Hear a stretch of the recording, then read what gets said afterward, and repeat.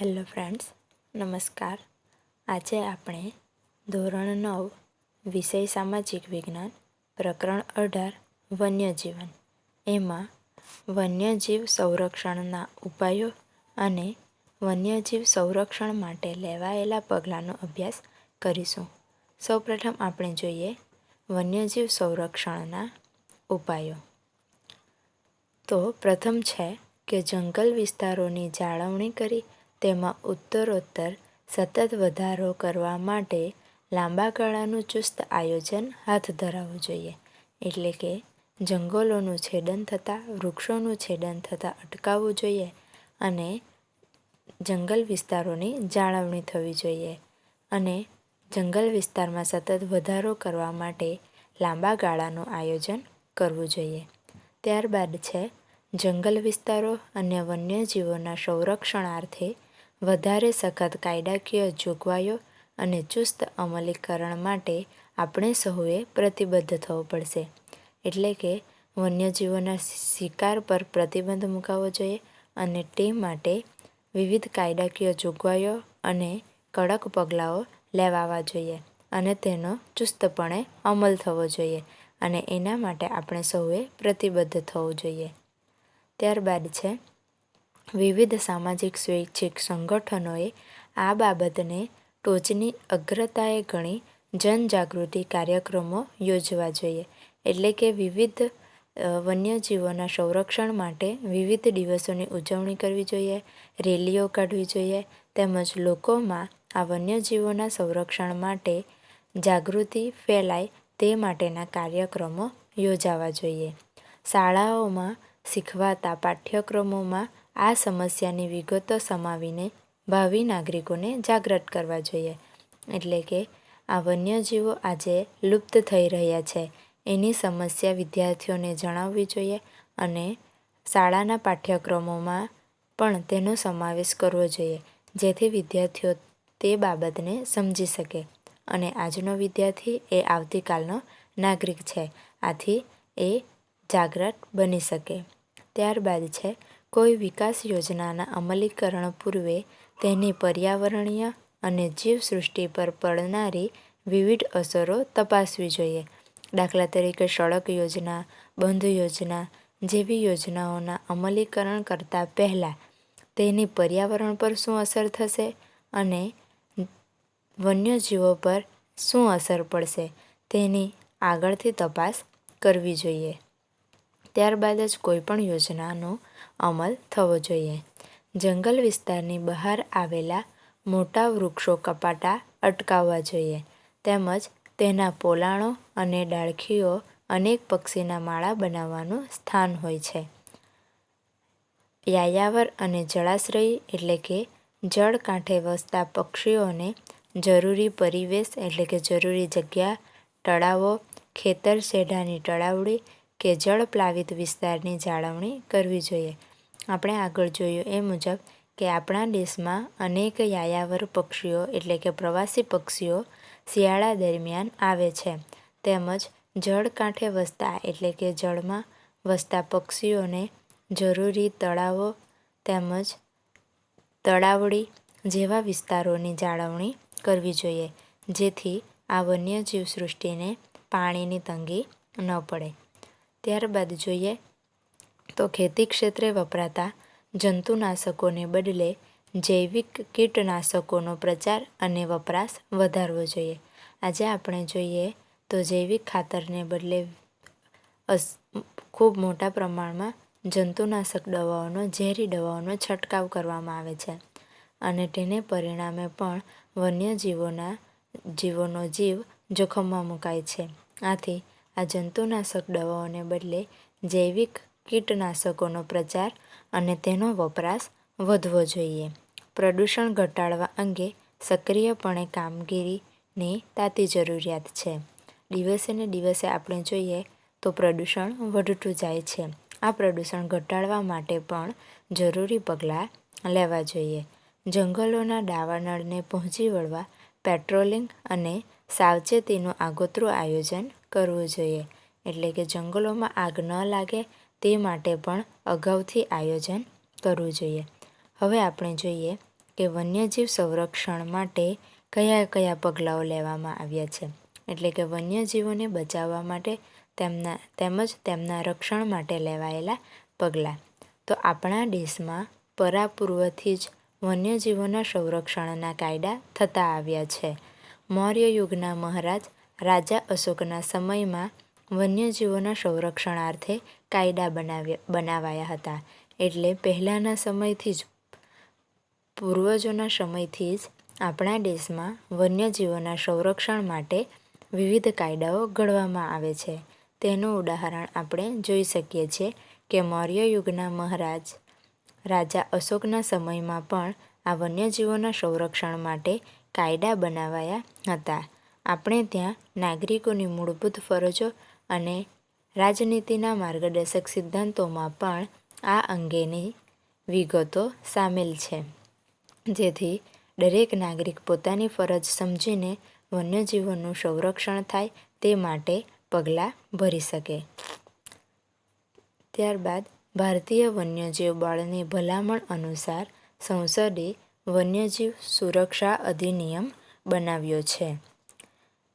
આપણે જોઈએ તો આપણા દેશમાં અને ગુજરાતની વાત કરીએ તો આપણા દેશમાં 2014ની સ્થિતિએ 503 અભયારણ્યો આવેલા છે અને તેમાંના 22 અભયારણ્યો આપણા ગુજરાત રાજ્યમાં આવેલા છે. ત્યારબાદ 102 રાષ્ટ્રીય ઉદ્યાનો એ આપણા ભારત દેશમાં છે અને તેમાંથી 4 રાષ્ટ્રીય ઉદ્યાનો તો આપણા ગુજરાત રાજ્યમાં આવેલા છે. જ્યારે દેશમાં 14 જૈવ આરક્ષિત ક્ષેત્રો આવેલા છે, તેમાંનું એક જૈવ આરક્ષિત ક્ષેત્ર આપણા ગુજરાતમાં છે, જેના અસ્તિત્વ માટે જોખમ અને વિનાશને આરે હોય એવી વિશિષ્ટ પ્રાણી પ્રજાતિઓ માટે ખાસ સંરક્ષણની યોજનાઓ બનાવી છે. જેમાંથી કેટલીક વન્યજીવ સંરક્ષણ પરિયોજનાની વિગતો નીચે મુજબ છે, જેનો આપણે હવે પછી અભ્યાસ કરીએ. તો સૌપ્રથમ છે વાઘ પરિયોજના, પ્રોજેક્ટ ટાઈગર, એટલે કે વાઘના સંરક્ષણ માટેની યોજના. દેશમાં વાઘની ઘટતી જતી સંખ્યા અને શિકારના ભય સામે આ પરિયોજના 1973માં 9 આરક્ષિત વિસ્તારો સાથે અમલમાં મુકાઈ હતી. આપણે આગળ અભ્યાસ કર્યો એ મુજબ વાઘની સંખ્યા 2018માં 2967 જેટલી થઈ હતી. તો આ વાઘની સંખ્યામાં ઘટાડો થતા અને શિકારના ભય સામે આ પરિયોજના વાઘ પરિયોજના 1973થી 9 આરક્ષિત વિસ્તારો માટે અમલમાં મુકાઈ હતી, જે અંતર્ગત હાલ 48 વિસ્તારોને સમાવી લેવામાં આવ્યા છે, એટલે કે આવરી લેવામાં આવ્યા છે. હવે આપણે જોઈએ સિંહ પરિયોજના. આપણે જોઈએ તો એક સમયે એશિયાઈ સિંહો એ એશિયા ઉપમહાદ્વીપના ઈરાન સુધી વિહરતા હતા. તેના શિકાર અને જંગલોના વિનાશથી હાલ માત્ર સૌરાષ્ટ્ર દ્વીપકલ્પના ગીરના જંગલ પૂરતા જ સીમિત થઈ રહ્યા છે. એટલે કે જૂનાગઢના ગીરના જંગલોમાં જ હવે માત્ર આપણને સિંહો જોવા મળે છે. એક તબક્કે આ વિસ્તારમાં આ સંખ્યા માત્ર 100થી પણ નીચે આવી ગઈ હતી. એટલે કે એક ગણતરી મુજબ આ ગીરના જંગલોમાં સિંહની સંખ્યા 100થી પણ નીચે આવી ગઈ હતી. તેથી આ એશિયાઈ સિંહોના સંરક્ષણ માટે 1972માં ગીરમાં આ યોજના શરૂ કરાઈ હતી. એટલે કે આ સિંહોના સંરક્ષણ માટે તેમજ સિંહોના બચાવ માટે 1972માં ગીર અભયારણ્ય ગીરના જંગલમાં સિંહ પરિયોજના શરૂ કરવામાં આવી હતી. આ ઉપરાંત કશ્મીરી બારાસિંગા નામની દુર્લભ હરણની પ્રજાતિ માટે હંગુલ પરિયોજના, એટલે કે હરણને બચાવવા માટે હંગુલ પરિયોજના, ખારા પાણીના મગરમચ્છ માટે મગરમચ્છ પરિયોજના, ભારતીય ગેંડાના સંરક્ષણ માટે ગેંડા પરિયોજના, હિમદીપડા માટે હિમડીપડા પરિયોજના મુખ્ય ગણી શકાય. એટલે કે વિવિધ પ્રાણીઓના વન્યજીવોના સંરક્ષણ માટે વિવિધ યોજનાઓ અમલમાં મૂકવામાં આવી છે.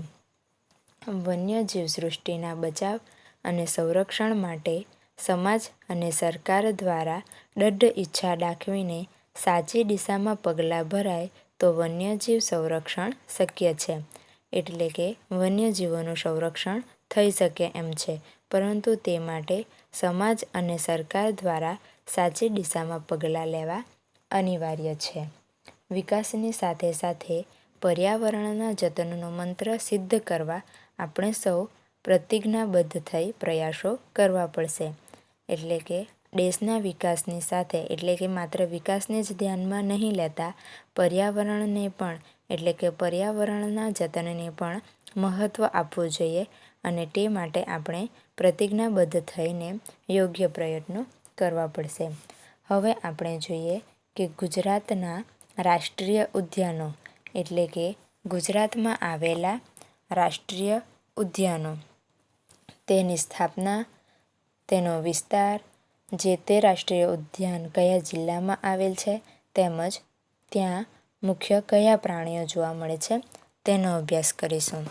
તો અહીં આ ગુજરાતના રાષ્ટ્રીય ઉદ્યાનોને આપણે કોઠા સ્વરૂપે સમજ મેળવીએ.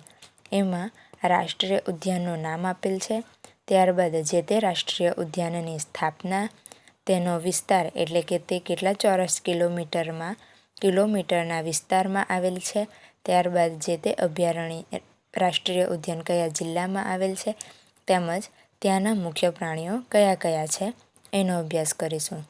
તો સૌ પ્રથમ છે ગીર રાષ્ટ્રીય ઉદ્યાન, જેની સ્થાપના 1975માં થઈ હતી અને તેનો વિસ્તાર 258.71 ચોરસ કિલોમીટર છે અને આ ગીર રાષ્ટ્રીય ઉદ્યાન જૂનાગઢ જિલ્લામાં આવેલ છે અને ત્યાં સિંહ, દીપડા, ચિત્તલ, ઝરખ, સાબર, ચિકારા અને મગર જેવા મુખ્ય પ્રાણીઓ એટલે કે વન્યજીવો જોવા મળે છે.